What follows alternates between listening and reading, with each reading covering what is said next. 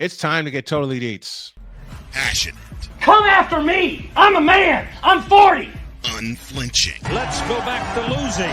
Parking was easier. Unrelenting. They're not going to keep him off the field tonight! Totally. This one has a chance! DIETZ.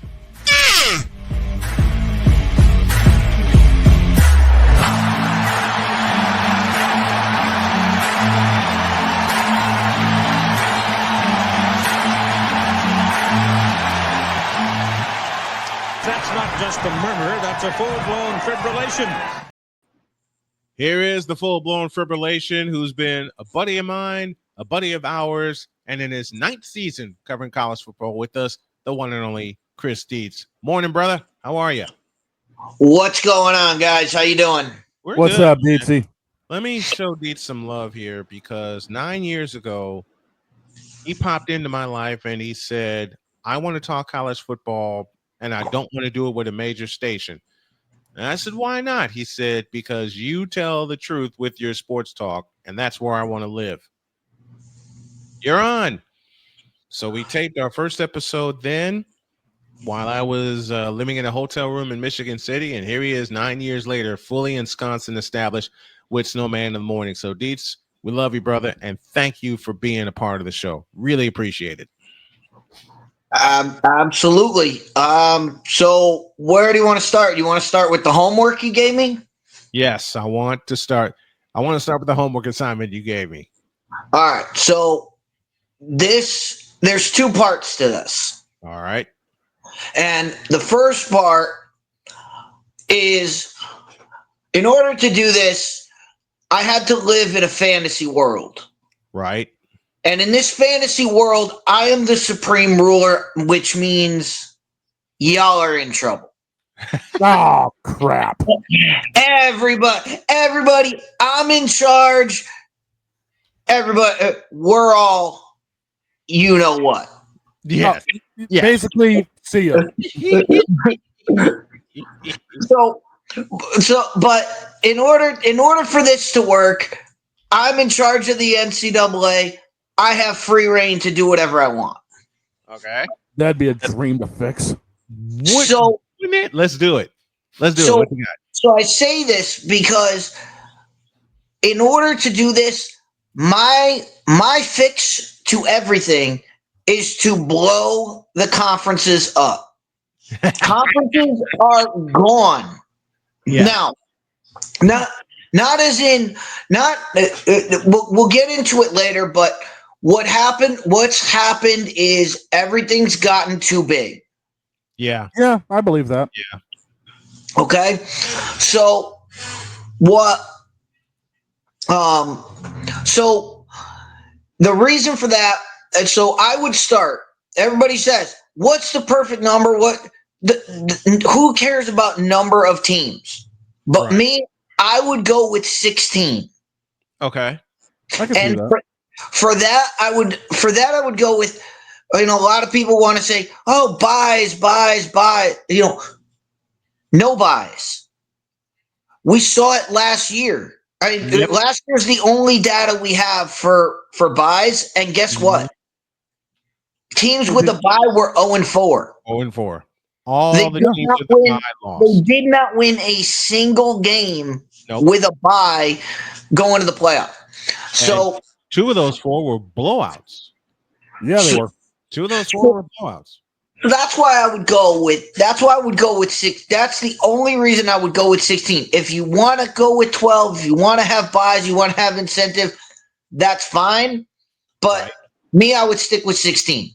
But because we're going to 16, that leaves 8 teams and 8 teams. So what I would do is math in general. Mm-hmm. 8, and I call them regions because I just did it by region. I just went by region. Right. 10 team maximum. Okay. A maximum of 10 teams in each region. Now, I see Jen joining us, so maybe Jen can do the math. 8 regions of 10 teams is 80 teams. Yes. Yeah. That would be 80 teams viable for in what I would call the college football playoff division. Okay. Why 10 teams? 10 teams is the important number. I don't care. You could have more than eight regions. You could add regions to it. Yep. But I just stuck with 8 because it works for the 16-team playoff. Mm-hmm. But the key number is 10. Why? Mm-hmm. Because you have this is college football. You only have 12 regular season games to play with. Yeah. If you have 16 teams in a conference, obviously they can't play each other. Mm-hmm. See, if you keep the number at 10 teams per conference, that's 9 games for each team. Mm-hmm. They all play each other. Yep. Guess what you've just eliminated? The championship, the conference championship game. Mm-hmm. Okay? Now, the reason to eliminate that conference championship, they've all played each other, so it's settled on the field. Mm-hmm. Best record in conference wins. The reason you eliminate that conference championship game is because when the season ends, the weekend of Thanksgiving, mm-hmm. you don't have to play a championship game the next week. You can start the playoffs the first week of December. Yeah. Guess what? When the NFL is almost at its weakest point because they're just gearing up for playoff pushes. Mm-hmm. Some teams have already clinched. Some team, but most people aren't fighting for their life yet. Right. So there's not much going on in the NFL that weekend. So mm-hmm. you can push. You can play your first round of the playoffs. You can put it right there on a Saturday and dominate that weekend. Yeah. So that's the first part of this is 8 regions, 10 teams each. They all mm-hmm. play each other. And you still have 3 games left over. So let's say, I'll just use this as an example. So let's say Auburn and Georgia are not in the same region. Mm-hmm. You still have 3 games. If Auburn and Georgia want to keep the longest running rivalry in football, they want to keep that going. They still have 3 games. They can keep that going if they want to. Okay. So you're not losing out on anything. You're just saying, all right, these teams all play each other. Whoever wins out of the season, they're guaranteed a spot. With 8 of them, that's 8 spots taken. Yeah.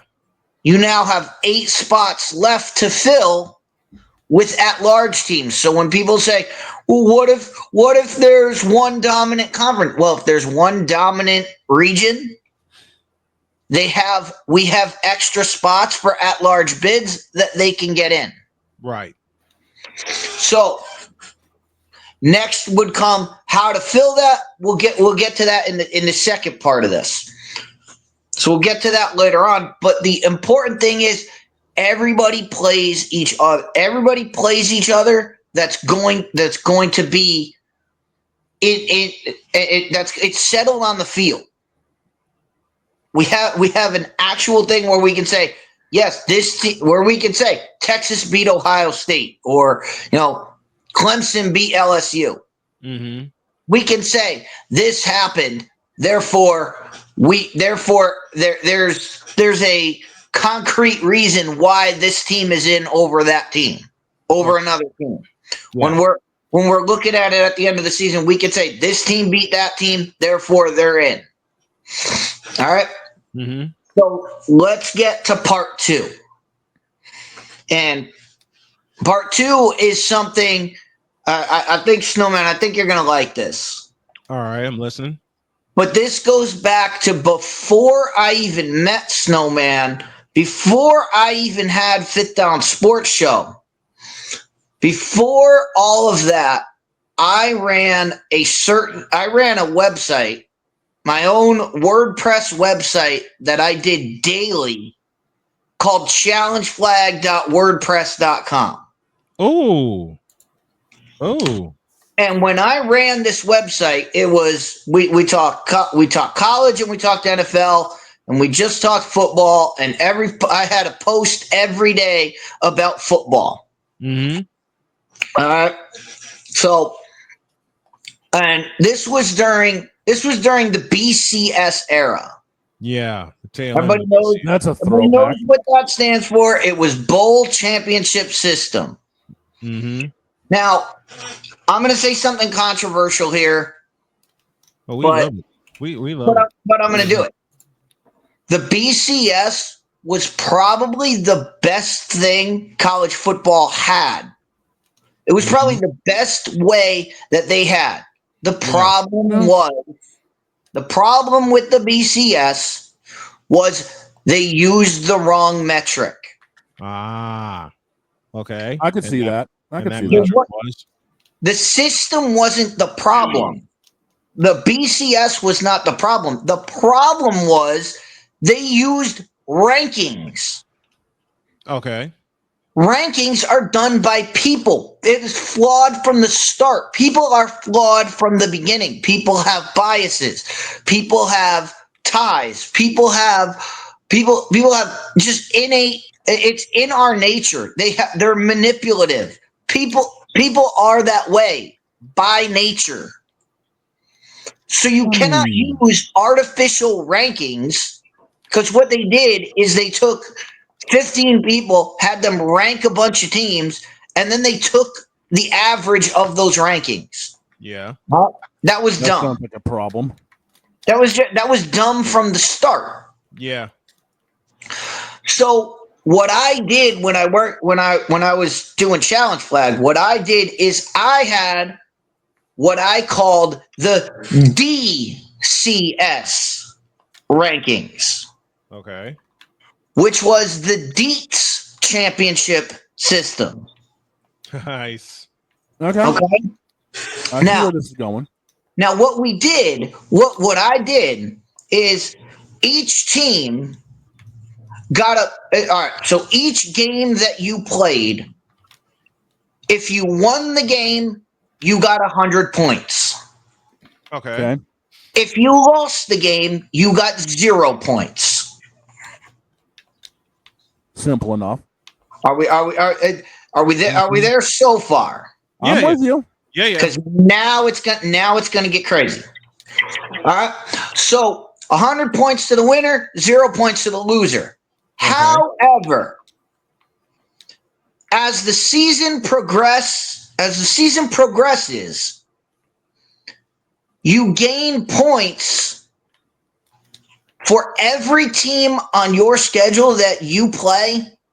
Mhm. Every game that a team on your schedule wins, they get 10 points per win added to your score. Mhm. So, to use an example from this year, if Ohio State plays Texas and Ohio State beats Texas, Ohio State gets 100 points. If Okay. Texas goes on to win 10 games, that's another 100 points added to the score. Yep. And at the end of the season, you add all the scores up and you have a total number of points. You have a point system that says, so back to our system, back to our system, we had the 8 teams in. So to pick our at-large teams, you take the teams that haven't been in yet. The at-large teams are the teams with the highest number. Right. So that would mean not only did they win games, but they also played teams that matter. Mm-hmm. So even if you're Alabama and you lose to Tennessee like they did last year, but Tennessee, so they get 0 points for that, but Tennessee's wins 10 games, Alabama's gets 100 points for that game. Okay. So the reason for all of this is because of the regular season. You want the regular season to matter. Yeah. You want Oh my people God. watching. You want people watching, not just the one big game, not just the big game, Texas, Ohio State. Mm-hmm. Now, if Ohio State beats Texas, Ohio State fans are going to be watching every game Texas plays for the rest of the season Yep. to gain points because they're going to be interested in that. Mm-hmm. Ohio State fan is going to be interested in how Michigan performs because when they play Michigan later on in the season, they can get more points based on what Michigan does. Mm-hmm. So that's what I'm trying to do. But you see how it works. Like they go through, you play a game, and if you're Notre Dame and you lose to Northern Illinois, and Northern Illinois only wins 4 or 5 games, well, that's a big loss. That's a bigger loss than losing to Texas, who's going to go on to win 10 or 11 games. Right. So you're incentivized to play against a harder team because you're going. It's not going to matter as much in the standing. It's not. You're going to gain more points by playing a tougher opponent. So that's my fix to college football. Okay. Is Okay. I'm to following. have a system based on the games on the field, not who do we think is better. Oh, the rankings can change from week to week. Yep. Who cares what 15 people in a boardroom think? I care about what happens I care what happens each and every Saturday. I care about every Saturday matters. Yes. If you have the system I just implored, every single Saturday matters. Every single game on the schedule counts. Because now you have points for wins and losses riding on the table. Right. You're not just looking at Ohio State, and if you're an Ohio State fan, you're not just looking at, all right, who do we play? Who do the Buckeyes play this week? All right, we won. All right, the day is over.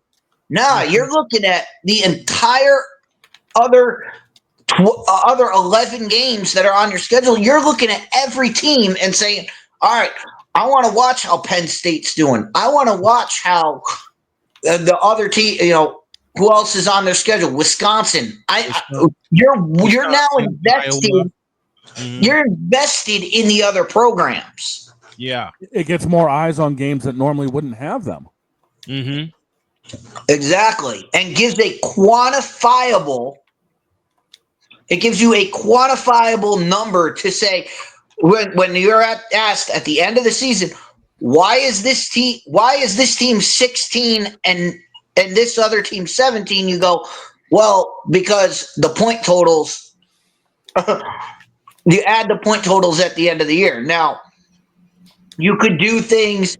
There are a lot of ways that could be given to it. I just did it easy, so I could do easy math because that's why I did the 100 and the 10. You could do crazy things with it, like road wins a road win versus a home loss. You could take points away for a loss at home. You could give points to people who win on the road. Those are numbers you could play with the system. Yep. But at the end of the day, the system will state ball don't lie. Mm-hmm. Here's how we settle it. Exactly. But the system is win and you get points. You get points for playing good teams. Okay. I can see that. Okay. Okay. So I can dig it. I did that. I actually took the numbers for a couple of years, and this was back. The BCS was just back. It was just ahead of its time, and Yeah. it just was not. It wasn't. It just wasn't ready for prime time when they put it in. They put it in like they did with the playoff system. They just put it in hastily. They just did not. They didn't think it through all the way, and you saw that as they were fixing it on the fly. You remember the first year of the BCS, one of the things that was part of it was point differential. Mm-hmm.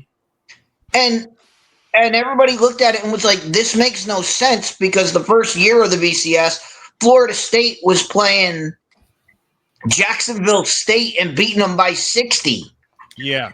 And people were like, well, point differential doesn't matter. I don't care if you win the game. I don't care if you win the game by 3 or you win the game by 36. It doesn't matter. Like, that doesn't matter. We care about how you played the game. Yeah. I like it. Because now you make Saturdays matter again from start to finish. You don't Exactly. Like I said, it also gets more eyeballs on other games. And like I said, if one region, again, I did this by region, but you don't have to do it by region. You could just split the teams up. If you really wanted to deep dive it, you could take like a 4-year sample and say, all right, who has the best records in the last 4 years? All right, and just put them in the different regions and be like, here you go, boom, boom, boom, boom, boom, because we've seen it. Region doesn't matter to these teams anymore. You have Cal and Stanford in the Atlantic Coast Conference. You have USC and UCLA playing Rutgers at noon. And here's a great example, and it's going to happen in week 3, and it's a game I'm going to call Oregon at Northwestern. Oregon. Yeah. Think about that, folks. Oregon, who made a mockery of the Pac-10 because they kept winning it every year or every other year, has to travel to Evanston, Illinois. They're on the Wildcats. They're on your Wildcats. They're on my Northwestern Wildcats. And yes, I said mine. I happily said my Northwestern Wildcats. And they're going to play that game at noon. At noon in Chicago, which is at 10 o'clock. 10 o'clock. Oregon, it's going to be 10 a.m. They're going to be out. They're going to be out getting breakfast sandwiches. By the time they're kicking off. Yeah, they're gonna be getting them some bagels with sausage and egg, man. Yeah, they're gonna be just waking. The Oregon fans are gonna be just waking up and be like, "Oh, our game is on!" Like, yeah, they're gonna be half asleep and half interested. That just doesn't make any sense. These West Coast teams playing at noon, at like 9 o'clock in the morning. Like, what are we doing? But the other thing about the system that I just gave you and about the regions and everything, that the major criticism you get is, the imbalance of the regions. What if one region is just so good and the others are bad? That's a false argument. That happens. That happens it happens every few years in college football. College football is like a wave. It goes up, it goes down.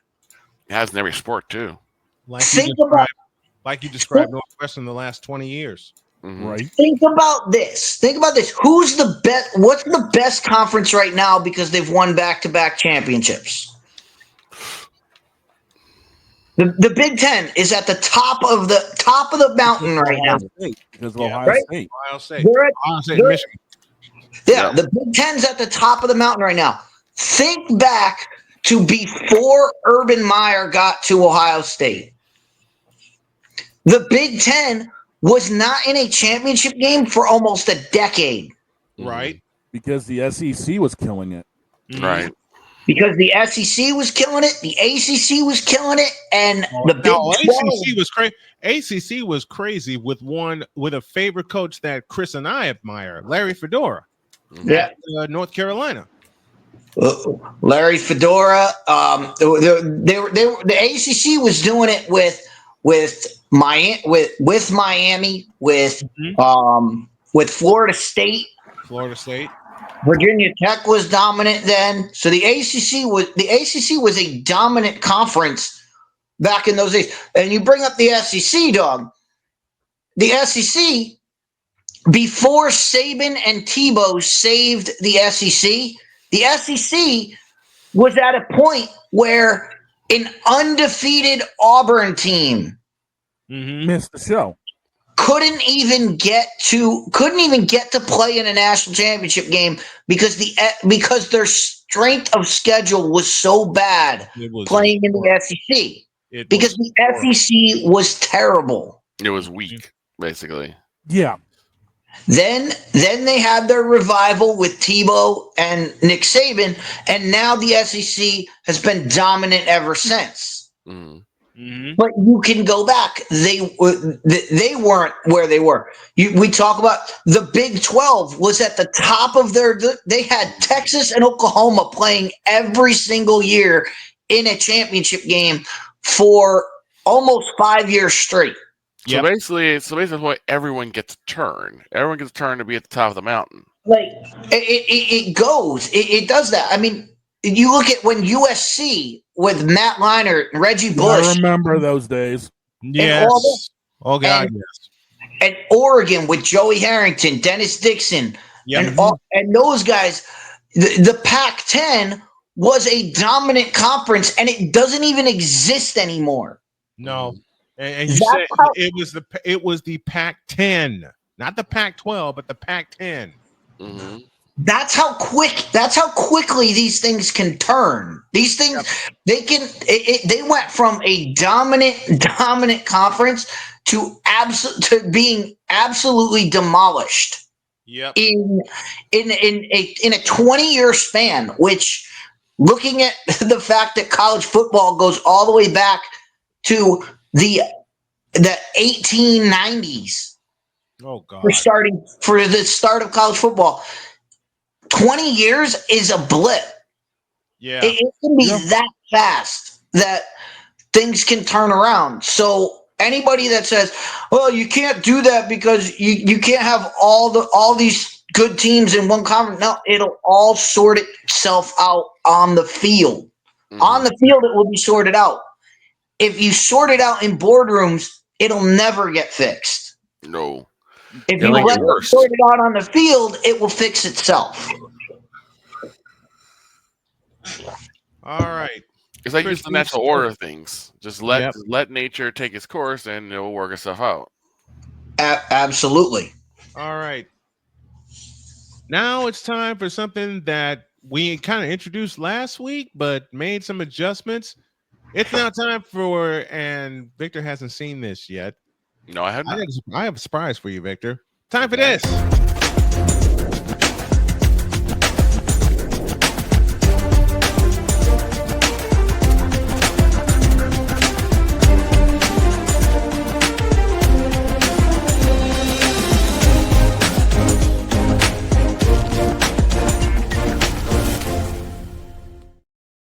Oh, that is gorgeous. Okay. I haven't seen that before. That's really cool. I've been a little busy getting. So that's where I got that message. So I kind of did a thing. Well, that was one of many things. I'll explain the thing in a minute. BetUS.com presents our college football picks. BetUS.com, where the game begins. Use code Snowman for 100% deposit match on your deposit. We're soon going to flip that to Wanna Parlay because Wanna Parlay basically gave me an offer I couldn't refuse. So I'll have to flip that logo. All right, dog, take it away. Let's go. All right, after week 0, the game we had was Iowa State and Kansas State. Snowman, you and I called that one correct. You and I are on top of the mountain at 1-0 with Victor and DIETZ sitting underneath. I have the updated lines. We got the updated games, and we're about to kick it off with a game tonight In Arrowhead, it's Nebraska and Cincinnati. Nebraska's a 6.5-point favorite, and the over/under set at 51.5. I believe last time we talked about this game, it was a clean sweep. But in case there's any updates, gentlemen, let's repick and see where we stand. Boss man, kick it. Me and the wife are taking Nebraska to cover and to win in Arrowhead. DIETZ. Yeah, I'll take Nebraska to win and cover. Vic. Nebraska. Let's go. All right. I guess we can keep that as a clean sweep because I'm with you guys all the way. Nebraska's defense is going to make Cincinnati look horrible tonight. Yep.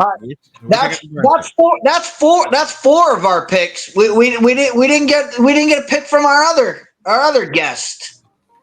Well, I mean, if Jen wants to throw her hat in the ring and flip a coin, let's go. If she wants to pick, let her pick. We invite her to pick. Pick one. Nebraska or Cincinnati. Wait. And that's when the EXE breaks. Of course. I literally know nothing. Don't worry about it. Don't worry about it. I think I'm gonna go with you guys on Nebraska. All right. There you go. Now it's a clean sweep. She's like, wait. I'm supposed to be the cute little queen here. Why y'all involved me into this?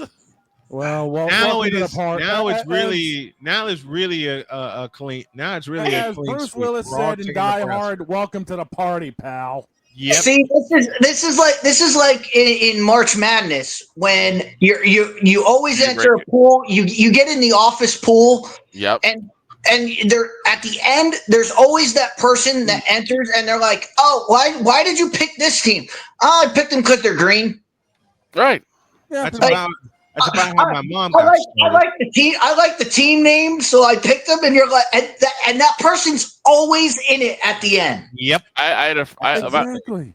My stepsister would always pick the Bears when Bobby Wade was on there because she thought Bobby Wade was cute. So. Oh God. Ay, caramba. I've had people in my life like that. Okay, So it's a clean sweep. Next one up starts the party tomorrow night. It is Auburn. It is Baylor. Auburn, a 2.5-point favorite. The over-under's at 58.5. There were a couple adjustments to the line. I don't think the things are going to change, though. Snowman, lead it off. This is where a coin ends on its side. I'm doing this one blind. I will go with Auburn to cover and to win. DIETZ. Big name to look for in this matchup is Sawyer Robinson, the quarterback for Baylor. Okay. I look for him to put himself on the map in this game, get himself into draft discussions because he is one of the best quarterbacks in the country. I'll go with Baylor. All right. Vic. This is gonna be a tough one, but I think I'm gonna stick with the A's. I'll stick with Auburn. What do you say, Jen? You want to make a pick on this one? All I've been hearing is Auburn, but I don't know the other team. Baylor's got a team. Well, we got that one. You know what? Hang on a second here. No, I don't have a coin, but it would probably land on the side anyway. This is going to be a close one. I got this one probably going into overtime. I'm going to pick Auburn in a walk-off. I threw the coin in the air and didn't come back down. Well, there you go. You mean it's up there with one of Cal Raleigh's home runs? I think a pigeon just like ate it and just walked, away with it. Yep, it did. Next one on the hit list in Friday night action, it's Georgia Tech in Colorado from Boulder. G-Tech is favored by 4.5, and the over-under is at 51.5. This is one of the games that we were split on. What's a kick time for that game? Kick time for that, it's the late game, I think 7:30. Let me double check. Yes, sir. 8 o'clock on ESPN. 8. Okay. Good. I'm going with the Ramblin' Wreck for the upset to cover and to win in Boulder. Coach Prime's going to get one of the test of his lives. Let's go. Yeah, this game's on Friday, right? Yes, Friday night. Yeah. So even though Haynes King has done a great job at Georgia Tech as Georgia Tech's quarterback, something just doesn't seem right about this game.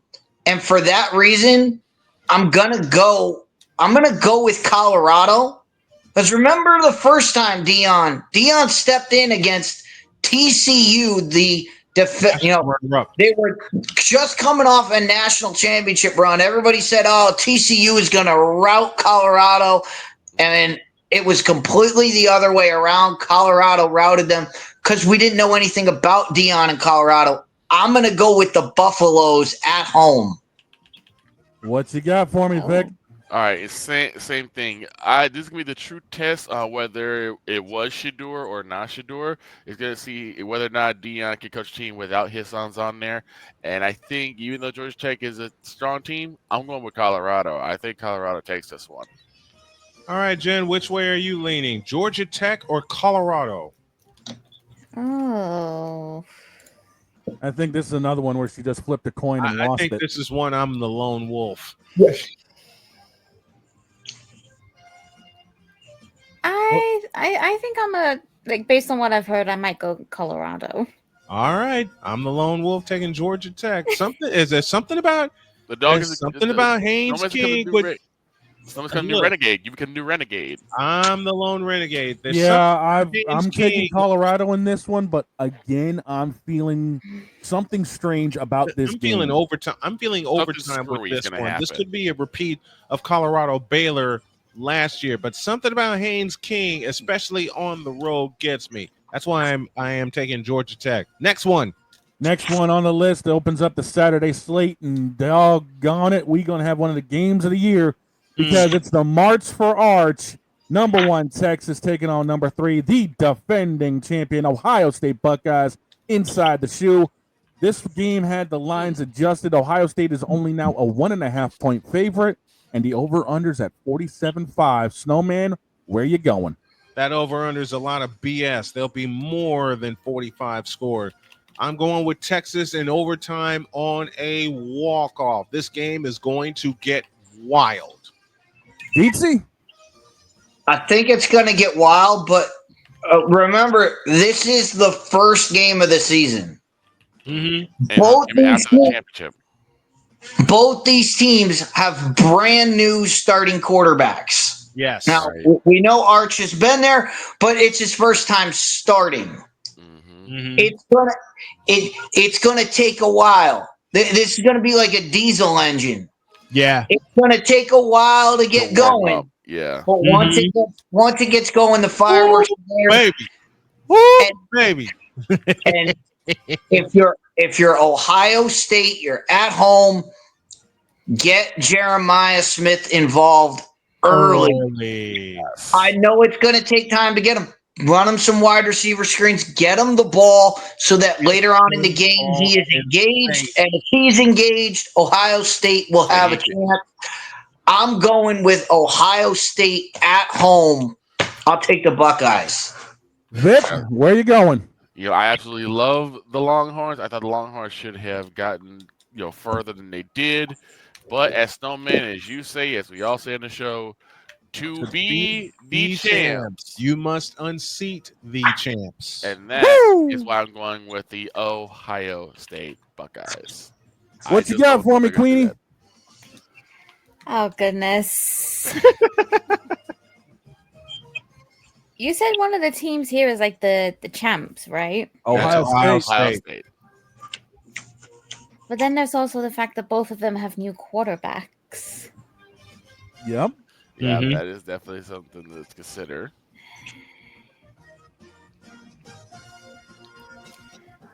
Was the quarterback the reason Ohio won? In a way, yes. Yes. Well, yes. Oh, that could be very interesting then. And the quarterback for Texas is related to Peyton Manning, who is one of the top tier NFL quarterbacks of all time. Mm-hmm.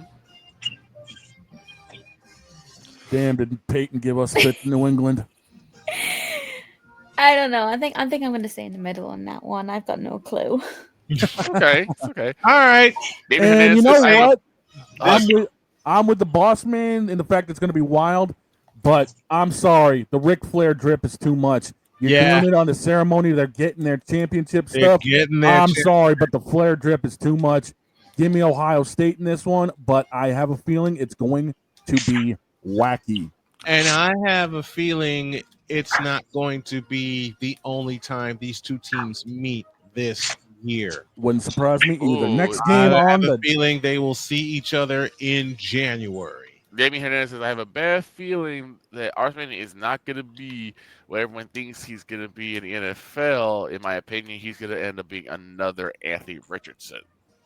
I don't know. I doubt that very seriously. We're going to find out beginning Saturday. Next one. next game on the docket is the Battle of the Claws in Death Valley, but the Death Valley is in the ACC because it's number 9 LSU, number 4 Clemson. Clemson sitting at a +4 favorite, and the over-under's at 57.5. Boss, hit me. LSU, Clemson, Death Valley, Clemson, South Carolina. I've been there for a couple of games, and it's wilder than hell. Mm-hmm. It's a battle of quarterbacks. Cade Klubnik and Garrett Nussmeier. I trust Cade Klubnik at home. This is going to be another razor thin game. Each of these quarterbacks is going to get 300 yards, but I'll go with Cade Klubnik and the Clemson Tigers at home, although it's going to be close. What you got for me, Dietz? Well, I said it last week. I'm taking the Tigers, so I think I'm covered there. But the biggest thing in a game of quarterbacks, what's the equalizer? Wide receivers. Because the quarterback's really only good as a wide receiver. Clemson has the best group of wide receivers in the country, so I'm going with Clemson. But the one caveat in this game that everybody's overlooking, Harold Perkins Jr., one of the best athletes in the country, was injured last year, missed the entire season. Mm-hmm. He's back for LSU. I hope he can put a stamp on this game. Vic, line it up. This is going to be because Ray's thin is Italian beef sandwich. Jesus. It's like we got hit with a tiger shot and then hit with a tiger uppercut right after that. I'm going to go with Clemson on this one. Give the Clemson Tigers. Who you got for me, Jen? The look says it all. Yeah, exactly. I mean, it's either set of Tigers. The look says it all. I'm sorry. I just really have no idea. All right. Well, you know what? On this one, this is a statement game for both teams. LSU needs to make the statement that they can go into the ACC and take down Clemson and be a threat in the SEC, but Clemson's got to come in and say, you're not taking over our house, and make a statement to the ACC that we're going to be a threat this year. And I used to always pick LSU. I've always been an LSU Tigers fan, but this one I don't think they. I'm taking the home Tigers. I'm taking Clemson, but this one will be a dogfight. It will. It'll come down to the last drive of the ball game. Next one you got for us. Next on the list, and the only reason I have it on here, it's one of the closer games on the docket. It's Cal. It's Oregon State. Oregon State's favored by 1.5 at home, and the over/unders at 50.5. Boss man, kick it. I picked most of the home teams this week. I will do it again here. It's an old Pac-10 matchup. That's how I'm looking at it. I don't care if there's split conferences or whatever the heck ever. I am going to go with Oregon State. What you got for me, Dietz? Cal decimated by the portal. I don't think they have enough players. So I'm going with, and Oregon State is not a slouch team. No. And you said this is in Corvallis? This is in Ohio State's backyard. That settles it right there. It's in Oregon. I'm taking Oregon State. What you got for me, Vic? Oregon State gets some of that magic from the Ducks. I'm going to say Oregon State takes this one. You got a thought on this one, Jen? Once again, the look says it all. Right. I'm just more interested in the comment Napoleon put in the chat. Let's take a look here. Which Cal versus Oregon State? I'll take Beavers. Oh gosh. What's the Beavers? That's the Oregon mascot, Oregon State mascot. Oh, okay. So he's going with Oregon. Yeah. You want to take his lead on that one?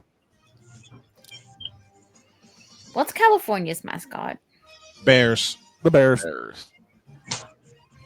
Bears or the Beavers? Bears or All Beavers? the Yeah. bees. Mm-hmm. I'm gonna go Oregon. Going with Oregon State. I'm sweeping it again. Cal, as Dietz said, the portal ripped them apart. It's in Oregon's backyard. You can't go wrong with the 12th man. Plain and simple. And it's going to be all orange in Corvallis. Next one. Next on the list is one you're calling late on Saturday, boss man. It's Hawaii and Arizona. Arizona's favored by, why did you pick this game?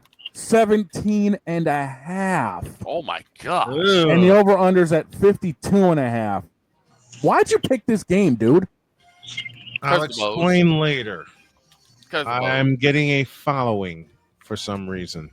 For Hawaii games? Yes. For Hawaii games. If you saw the last game that Snowman did, a lot of people really like. Yeah, I'm getting a following for covering Hawaii. All right, well, what you got for me? I'm going to shoot myself in the foot for this one. Okay. I'm kind of split. My heart says Hawaii. My mind says Arizona, since they're favored by 17.5. Okay. I am doing this against my better judgment, against every bit of my better judgment, because it's on the road, it's in Tucson, and I like the Arizona Wildcats. Hard overhead. Yep.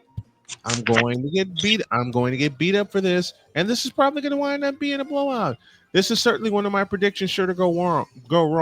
But I'm going to go with Hawaii, and the quarterback's name for Hawaii is Micah Alejado. He'll be the reason. Dietz, what you got for me?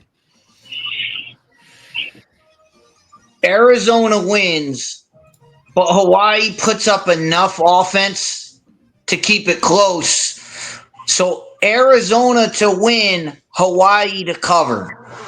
Got it. Vic, what you got for me? After seeing how Hawaii fought back from a game that honestly they should have lost, I'm not going to bet against them this time. I'm going with the Bows. Jen, what you got? Napoleon in the chat said he had Arizona by a blowout, so you can always feed off of that. Yeah.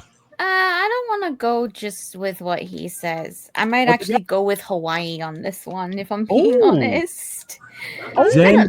Jen bucking the trend on this one. Jen is going with Hawaii, though Arizona's favored in a blowout. You know what? I'm going to jump on the Hawaii train because of the way they were fighting last game. I'm going heart overhead because I'm the numbers guy, but at the same token, you can't rule out the size of the fight and the dog. Yep, that's why I'm picking Hawaii. Micah Alejado showed me something in the game against Stanford. Next one. The wild card ad for this one comes to us from the Saturday slate. It's Temple and Mass. Temple's a 1.5-point favorite, and the over-under's at 47.5. Owls and Minutemen, and it's in Massachusetts. Yes, sir. Okay. Northeast battle. They're going. What Massachusetts is laying? What, 1.5? Temple's laying 1.5. Temple's laying 1.5, which means Massachusetts will win to cover that. I'm going with the Minutemen. What you got, Dietz? On the basketball court, this would be a tough game to pick. Yes. On the football field, the Minutemen are exactly that, a minute. They are terrible. They are one of the worst. They're one of the worst programs in college football. Temple has always been good since the Al Golden days. I'm going with Temple.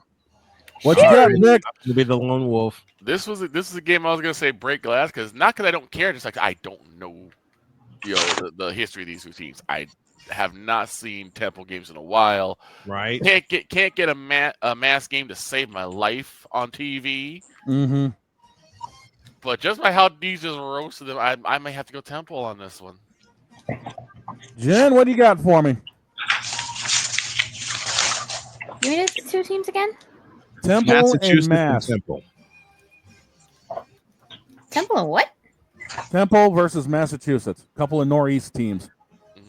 Oh, And Dietz basically just threw Massachusetts so far under the bus they just got hit by the Yep. transmission. And they got run over by the semi. Yeah, they poked their head up and saw the semi. They got run over by the semi thanks to the dog. Why am I driving the semi? I'm in the Benz behind you. No, you're not. They got run over again. All right. Yeah, I thought it got ran over. Yeah, they got ran over by the bus and hit hard enough for the transmission, but they poked their head up and saw a boss man driving a semi and hit them again. They're just not a good program. UMass has been a disaster. I don't think I really have an opinion on this one. Then I'll change my pick and make it a sweep. Give me Temple. All right. All right. The Sunday slate kicks off, and this one is one that you're calling the boss man. It is Convicts versus Catholics. It's Notre Dame in Miami. Notre Dame's favored by 2.5 on the road. The over-under's at 51.5. A rivalry renewed. Boss, lead it. I'm going with Notre Dame, and they blow them to smithereens. Dietz? What's the spread? 2.5 in favor of Notre Dame. 51.5 over/under. All right, 2.5 is too close of a spread because it's Convicts versus Catholics. You know who's watching over the game on the top of the stadium? Yep. Touchdown Jesus is always going to side with the Catholics. This game's in Miami, boss. Doesn't matter. You got touchdown Jesus traveling. Okay. Touchdown Jesus. I'm going with Notre Dame. Carson Beck is going to keep this game close though. Mm-hmm. But Notre Dame, too much Fighting Irish running game. Napoleon and Damien both picked Notre Dame. Vic, go ahead. Notre Dame is absolutely teetotally peed the F off. Yep. About what happened last year where they were this close to taking the chip. They made a game of it in the national championship. They absolutely did. Yep. So they'll be looking for revenge, and they're going to be looking to beat a bunch of convicts. Give me the Irish. They're going to blow the doors off the joint. What you got for me, Jen? No clue. Well, I'm sleeping this one as well because, quite frankly, Carson Beck is not who Miami thinks he is, and he's going to show up in that form on Sunday. Next game on the Sunday docket from the Benz in Atlanta. It's Virginia Tech and number 13, South Carolina. South Carolina's favored by 7.5, and the over-under's at 49.5. Boss?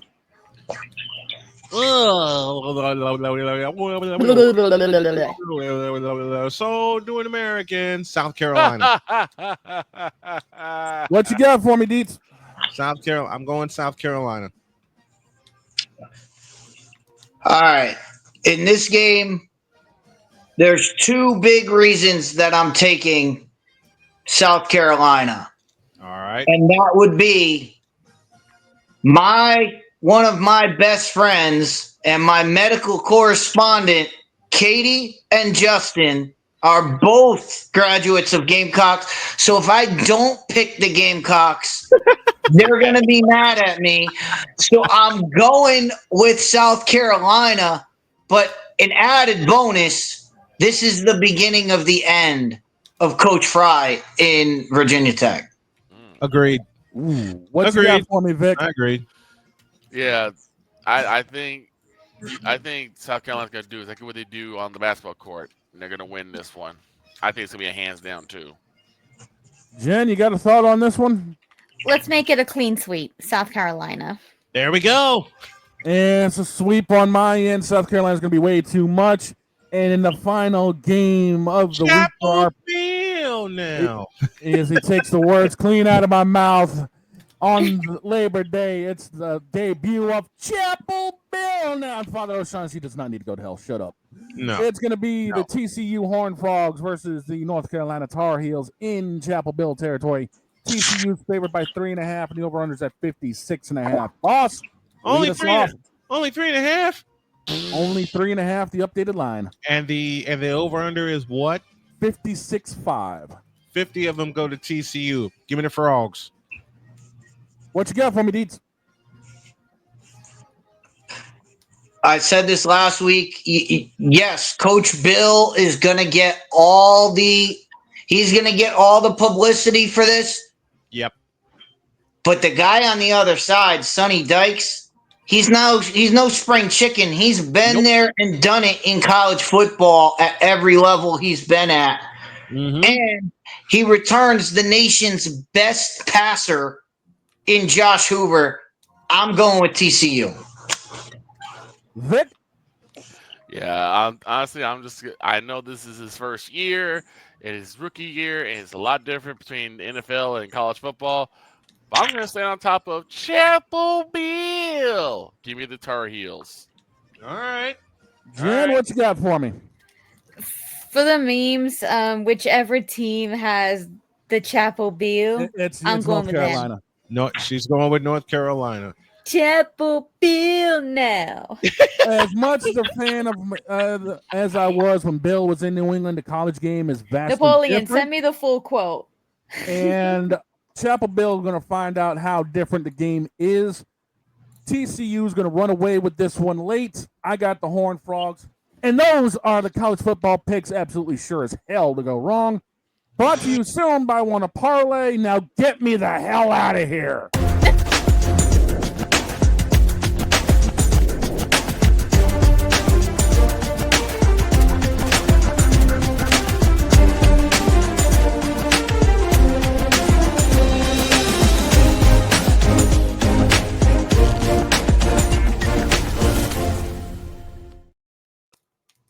Thank you, Deeds. Appreciate you, buddy. Thank you, guys. But before we get out of here, I got one quick story for Snowman. All right. Uh-oh. And this has to do with if we get into a situation like we did last week with a game and you're not up for it on a Saturday, let's say we get a schedule, you got 3 games and you're doing Ohio State, Texas at noon. Yeah. You don't want to do that middle game. All right. When I was a kid, when I was very young, I got sent to Long Island. Every summer I'd get sent to Long Island to live with my grandparents for a couple weeks. Now, when I was there, my grandfather had to call my mom because he thought I was insane. Why? Because every night we would watch the Mets game. Mm-hmm. Yeah. That next day at 9:00 in the morning, I would be outside playing wiffle ball by myself. Mm-hmm. And he thought I was crazy because I was calling an entire game of wiffle ball by myself, playing. I'd come up, I'd swing the bat, I'd hit it, and Darryl Strawberry hits a double down the right field line. Call an entire 9-inning game of the Mets that did not have that. It was imaginary in my head. I would call the game. So I'm saying, Snowman, if you need to take a break during the 3:30 game and you're like, you know what, I got to save it for Clemson, LSU later. I got you. I got you. You can leave it. Look, this won't even be imaginary. I'll actually call what's on the screen. Right. Why do I have a feeling if that is bound to happen, I'm gonna get a text message. Get your ass in the truck. Yeah, that's going. Truck. We're all going to be in the truck. Thank you, Deeds, and thank you for this season. I appreciate you, brother. Thank you. Absolutely. Let's go. Week 1. Yes. Let's go. Let's just get the game started. The ball's going. Finally, the real ball is going. Let's go. Passionate. Come after me. I'm a man. I'm 40. Unflinching. Let's go back to losing. Parking was easier. Unrelenting. They're not going to keep him off the field tonight. Totally. This one has a chance. DIETZ.